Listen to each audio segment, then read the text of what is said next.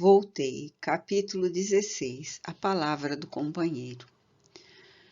Por mais que tentem os mensageiros espirituais descrever a grandeza das demonstrações da alma eterna aos ouvidos do homem que se demora no mundo, jamais encontrarão recursos com que expressem a realidade.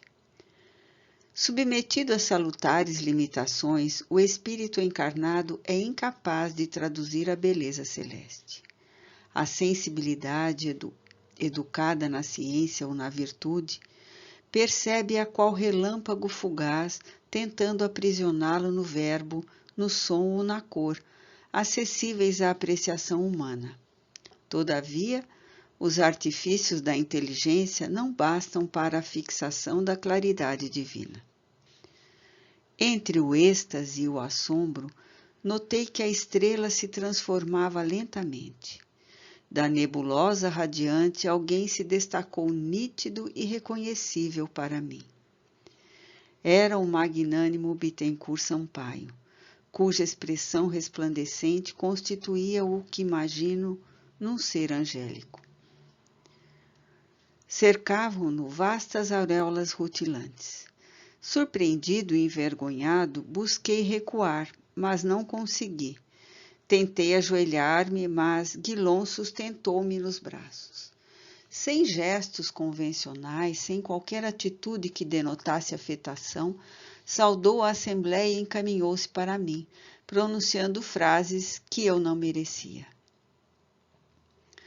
16.1. O julgamento em nós mesmos.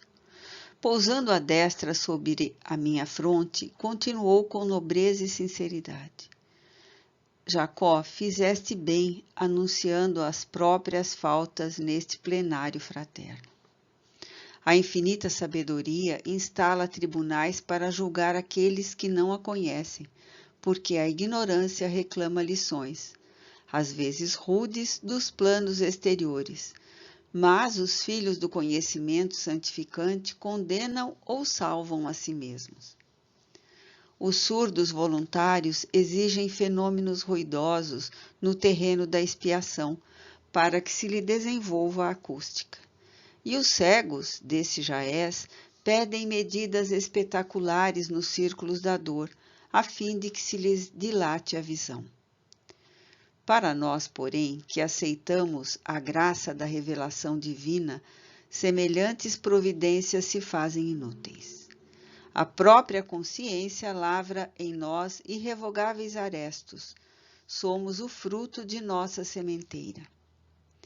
Erramos e acertamos, aprendendo, corrigindo e aprimorando sempre, até a conquista do supremo equilíbrio. Não te prendas, pois, às sombras destrutivas do remorso ou da queixa.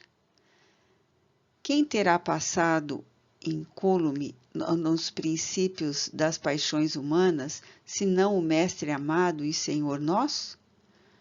Que aprendiz terá alcançado todos os ensinamentos de uma só vez? Acalma o coração de discípulo e concentra as tuas esperanças nos dias abençoados do futuro.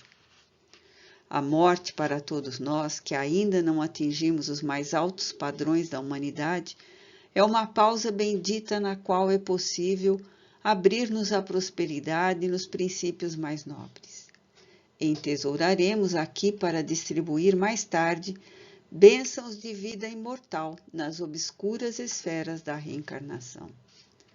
Respiraremos agora a harmonia e a paz que fomos arrebatados, a fim de conduzirmos depois o seu sublime estandarte entre os companheiros que ainda presos à carne dormem nas trevas da discórdia e da ilusão.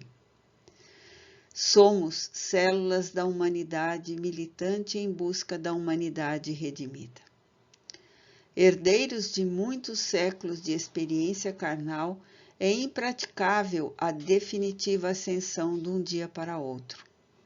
É indispensável planejar o bem e realizá-lo, semear a felicidade e colhê-la, à custa de trabalho pessoal, no suor e no sacrifício. Descerra o pensamento ao orvalho do bom ânimo. Não te detenhas na aflição vazia. Regressaremos à escola da aplicação na carne distante e faz-se preciso amealhar energias novas para recapitulações imprescindíveis. 16.2 Ante as bênçãos do serviço.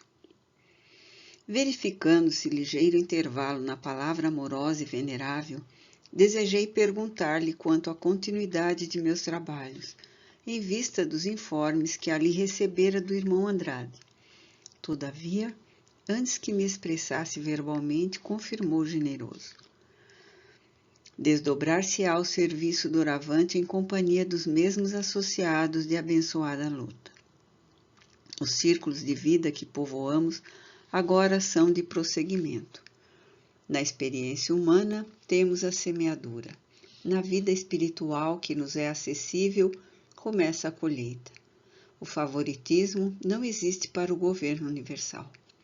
A infinita sabedoria somente nos assinala através da lei. Há espíritos que se preparam no mundo para a bendita primavera de trabalho pacífico na esfera superior, e há outros que se encaminham voluntariamente para o inverno de angústia e trevas, em seguida a perda do corpo. Todos aqueles que de alguma sorte estiveram em tua companhia na fraterna comunhão de interesses espirituais constituem a legião afetiva, junto da qual seguirás caminho afora na distribuição de amor, luz e verdade. Nossa ação mental, nas estreitas linhas da existência física, é simples ensaio para o serviço que nos aguardam a cooperação depois da morte. Sobressaem ao redor de nós multidões necessitadas de iluminação redentora. É imprescindível não desanimar, nem estacionar.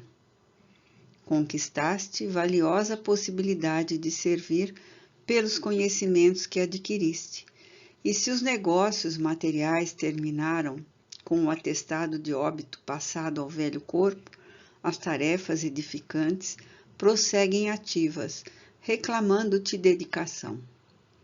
Somos a caravana que jamais se dissolve. Mãos entrelaçadas no labor do bem, não repousaremos senão no Mestre que de perto nos segue a boa vontade.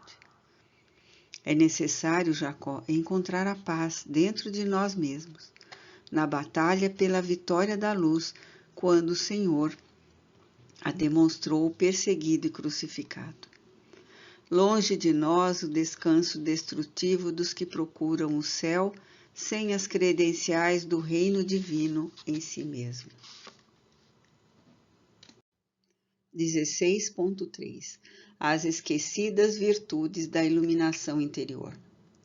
Compadecendo-se das minhas lágrimas copiosas, ergueu-me o rosto com a destra e, fitando-me bondosamente, continuou.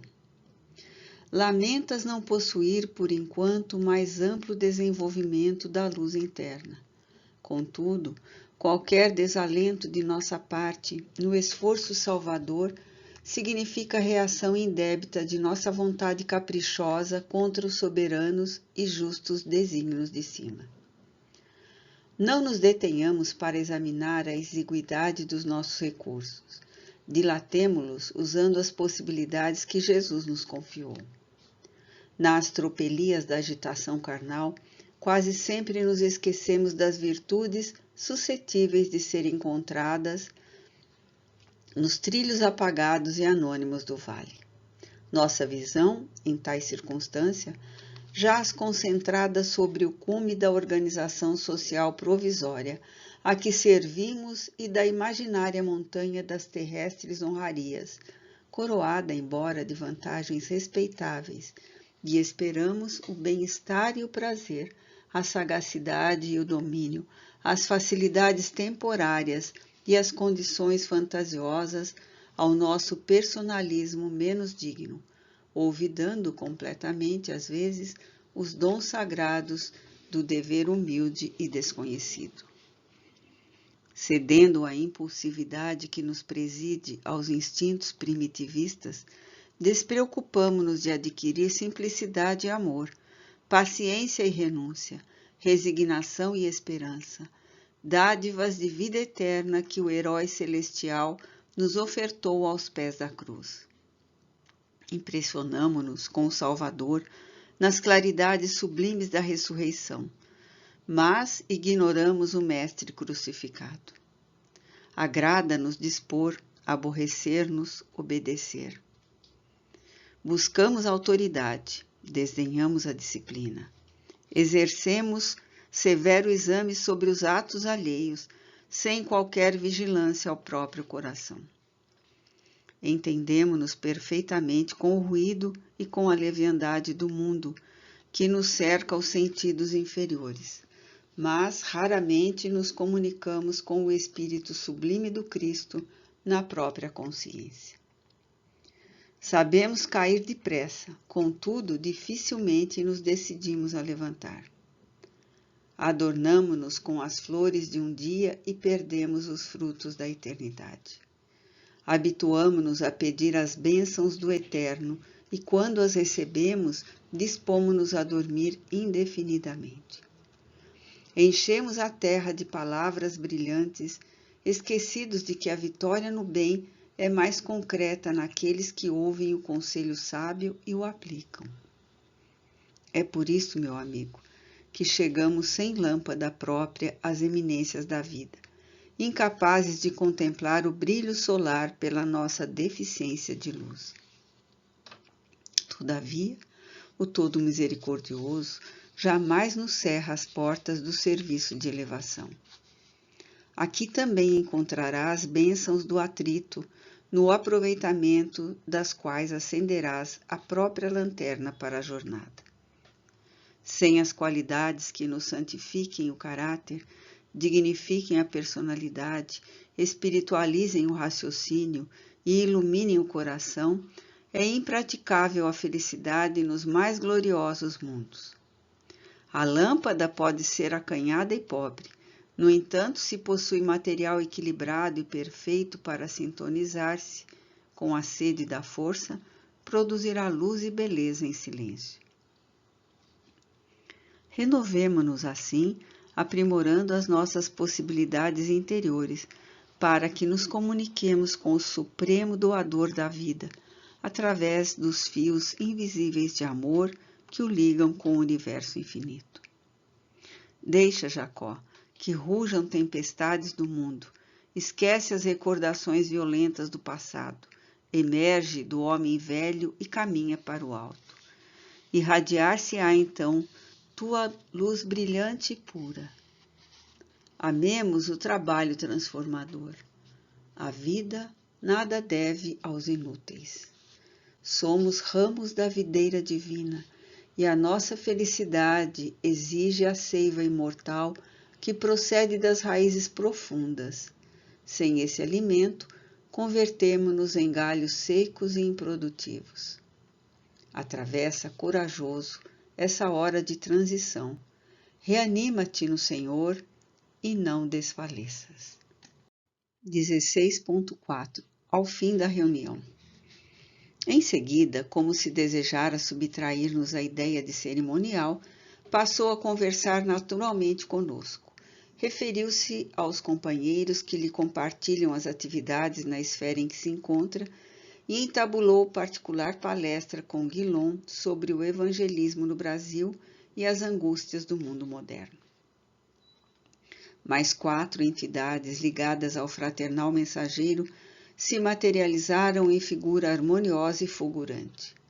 Abraçaram-me com carinho e cantaram com os meninos orientadores um hino suave consagrado a Jesus. Em torno de mim, os doces entusiasmos da Boa Nova traçavam planos de sagrada cooperação com o Cristo. Reportavam-se os amigos presentes às multidões de espíritos fanatizados no mal e aos sofredores desencarnados de todos os matizes, examinando recursos para esclarecê-los, ampará-los e auxiliá-los. Mas, apesar do interesse com que lhes registrava os projetos de renovação redentora, não tinha comigo senão lágrimas de compunção e reconhecimento. Outros cânticos se fizeram ouvir comoventes e formosos. E quando Bittencourt Sampaio e os dele se despediram, num deslumbramento de júbilo, senti o princípio de uma revolução interior, de profundas consequências em meu futuro. Perdera momentaneamente a curiosidade doentia que me orientara até ali. A claridade dos outros acentuara-me a obscuridade. Minha inquietação característica centralizara-se. Por que avançar no conhecimento cerebral de alma às escuras? Cabia-me mudar de rumo. Na realidade, fora agraciado pela benevolência de muitos amigos que me rodeavam o espírito de atenção e ternura, mas nos recessos do meu ser jaziam os sinais de minha inadaptação ao reino do Senhor que eu ambicionava servir. Antes de estendê-lo aos outros, tornava-se indispensável construí-lo dentro de mim. Embora a beleza inesquecível daquela noite de amor, as graças recebidas confirmavam-me, no fundo, as primeiras impressões de que eu não passava de um mendigo de luz.